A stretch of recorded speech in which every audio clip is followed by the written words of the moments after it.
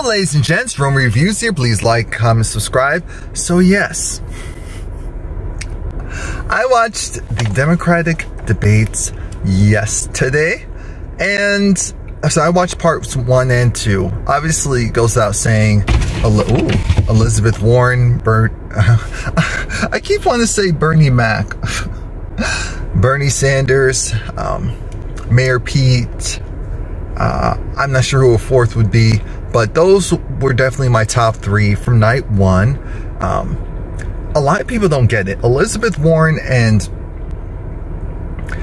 Bernie Sanders have very similar viewpoints, and I don't understand why people don't see that. Just because one is louder than the other, just because one is older than the other, just because one may sound more radical or radicalized than the other, or just radical in general. I don't think, you know, the concepts are radical, but that's a different story.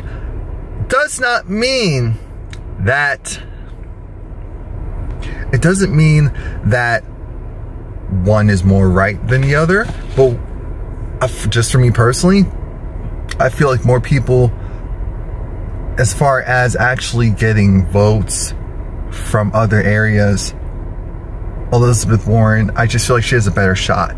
I feel like she has a better shot. She's more focused. Her career and what she's done has been so results driven that it borderline speaks for itself. Where when it comes to Bernie, he's definitely done a lot and done a lot of good, but a lot of it has also been things that he's wanted to do and hasn't been able to accomplish, which was the problem last time. It's like, show me your resume.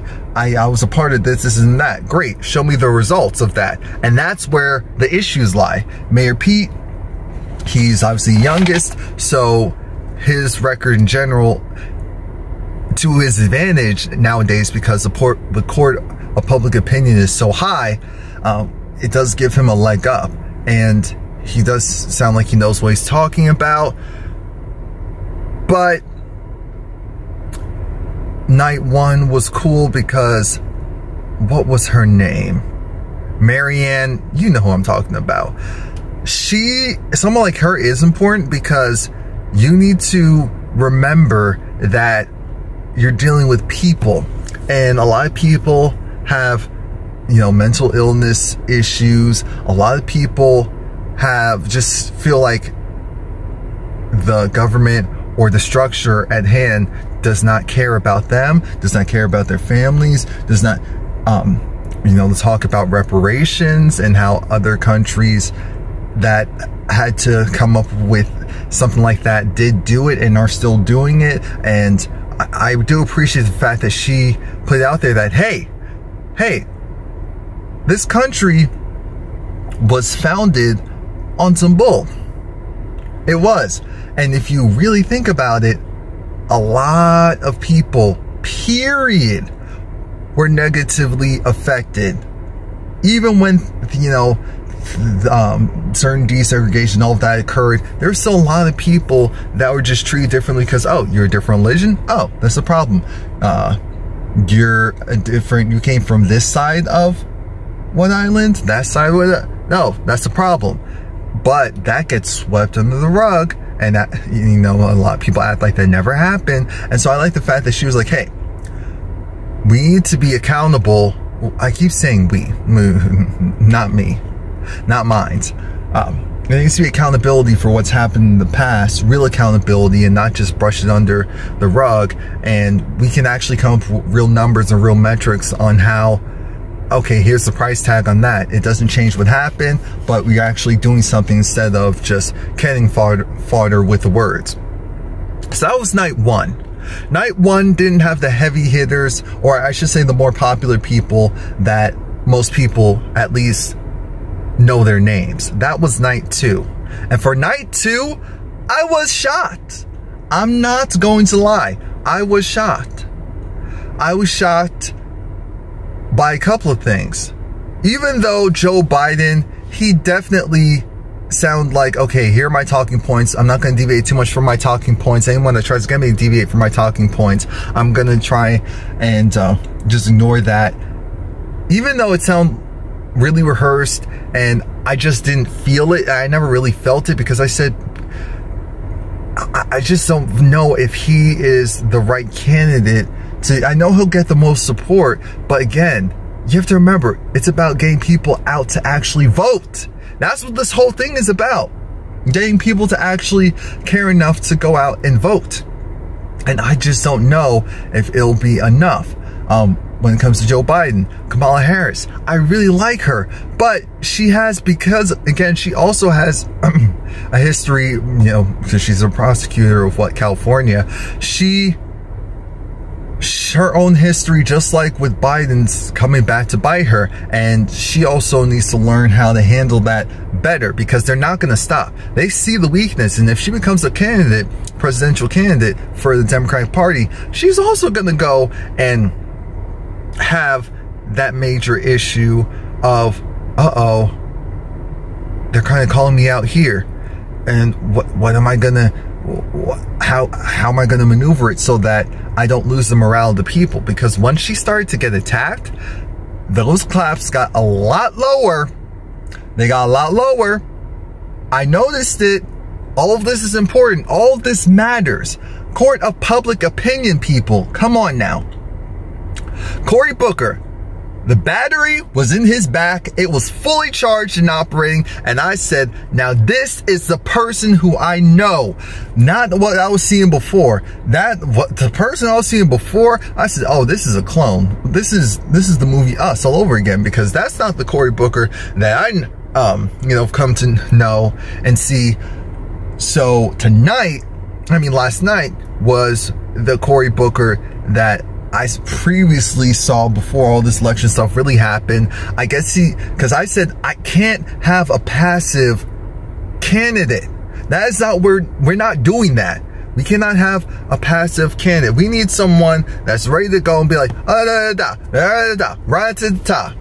That's what needs to happen, and with facts, because fact checking is a requirement. Actually saying what your plan is a requirement. I appreciate the fact that Cory Booker kept reeling it back in, saying, hey people, this is important. We are not here to beat each other down. We are not here to make it easy for the other, you know, the other side to go and use the information against us, use our weak points. Focus on what we're good at. Focus on what makes us individually great. And don't turn this into a circus, essentially. And you know who else had that same sentiment? Who I also was like another rock star for me, aside from Cory? Andrew Yang. And I know he gets like the least amount of time. Well, I won't say the absolute least, but he gets a lot less time to speak. But part of it is because his message is clear, consistent, and concise. He's not talking about anything else right now because his focus has always been, Ayo. And what I've been telling people for a while, and people just look at me like, oh yeah, and don't say anything. What's going to happen to the people who, you know, it's not like they were in non-knowledge based jobs. That's not the problem. What's going to happen to the people whose jobs were knowledge based, but it was something that was completely phased out within the next 5 to 10 years. I mean, we already saw what happened with the coal industry and the industrial industry as a whole overall, and automation, and also due to the regulatory stuff. The fact that got taken out swiftly, and now you have whole towns all across this country that no one has employment, not even just regular,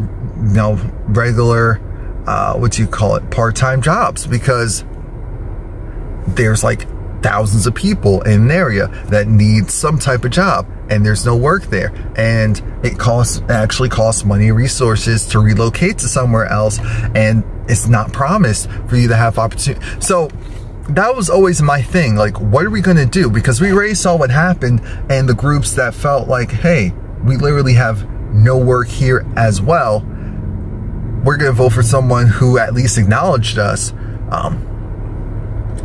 That's just going to happen again. And it is happening. We know automation is huge. And aside from the people who are going to work on the robots to fix them, a lot of people don't even realize that they have robots to fix the robots already. So you're better off being in some type of coding than anything else at this stage in the game. So the whole universal pay and working towards structure, like everything is hand in hand, talking about the Green Deal, getting back in the Paris Accords. I love how Corey's like, you shouldn't be applauded for something like that. That's just common sense. We're not doing this. I loved how Andrew Yang said, hey, we go and wear makeup, we stand here, we go against each other, and it's just a circus. This is a reality show, and people wonder how you elected a reality star into the office. That's what I was saying. That's what I was saying. That's why I'm like, that's what you, and I feel like Andrew Yang, for example, realized what the best way to handle his situation. The best way to handle his situation was to go and, since he's not going to get as much time as maybe the other big time candidates, or the candidates that maybe will more so go against some of the other candidates, make your message clear, make it easy for people to understand. And that's why people were clapping so loudly for him, because it was like, yes, we need work. We need more money, or just money in general. And it will help the economy. What do people actually think? They're just going to hoard the money and just sit on it and do nothing? Hello? Everything costs money. Money. At some point, we'll probably have to pay for oxygen. Like, come on, in some way, shape, or fashion, there will be an air tax. There's already stuff like that. I'm glad they brought up Flint and acknowledged that the infrastructure in Flint and the stuff that a lot of them were doing, stuff with the Border Patrol.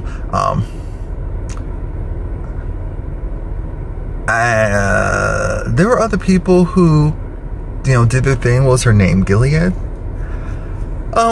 I feel like she definitely came out swinging and realized that, hey, I just need to go and see, but that's the thing. Like, A for effort as far as getting people to pay attention to what you're saying, but the people who I'm rocking with are the people who primarily focused on what was going on with their policies and procedures and what they wanted to do. And that's why I have to give it to, for night 2, Corey and Andrew.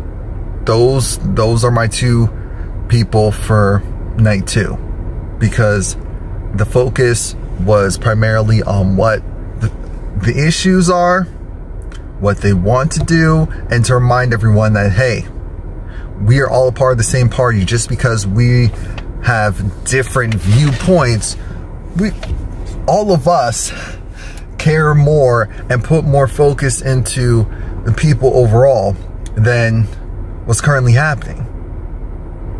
So don't let it be a rat race.